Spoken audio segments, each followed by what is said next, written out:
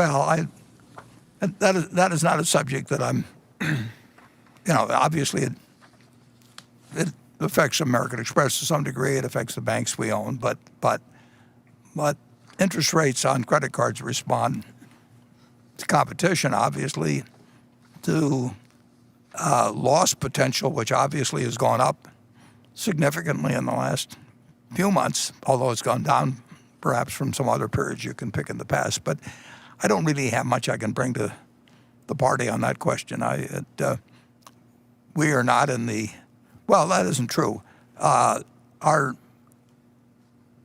furniture companies, a couple of them have their own credit card, although they do a lot of business on other people's credit cards. My general advice to people, I mean, we have an interest in credit cards, but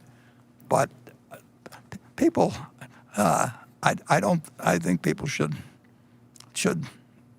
avoid using credit cards as a piggy bank to be raided. I had a woman come to see me here not long ago, and she'd come on some money, and not very much, but it was a lot to her. And she's a friend of mine, and she said, "What should I do with it?" And I said, "Well, what do you owe on your credit card?" And she said, "Well, I owe X." And I said, "Well, what you should do," I don't know what interest rate she was paying, but I think, I think I asked her and she knew, and it was something like 18% or something. I said, "I don't know how to make 18%. I mean, if I owed any money at 18%, the first thing I do with any money I had would be to pay it off. It's going to be way better than any investment idea I've got." And that wasn't what she wanted to hear. And then later on in the conversation, she talked about her daughter, and her daughter had $1,000 or $2,000 or something, and she said, "Well, what should I do with?" And she named the girls money, and I said, "Have her lend it to you." And I mean, if you're willing to pay 18% or whatever, I mean, she's not going to find a better deal. I'll lend you money. It just doesn't make sense. You can't go through life, borrowing money at those rates and be better off. So I encourage everybody. It's contrary to my own or Berkshire's interests in certain cases, and the world is in love with credit cards. But I would suggest to anybody that the first thing they do in life is not on. They can get to something else later on, but don't be paying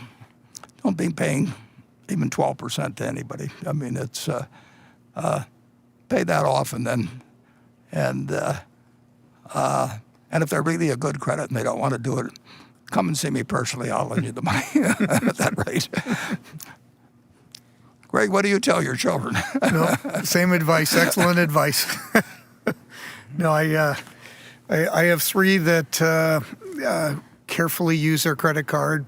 More, I would say, for not the.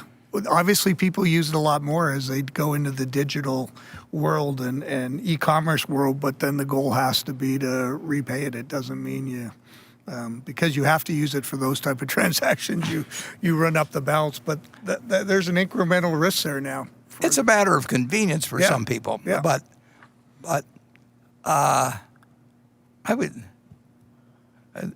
have trouble if I were paying 12% for money or whatever it might be. It would not be a good thing. You won't see Berkshire paying that.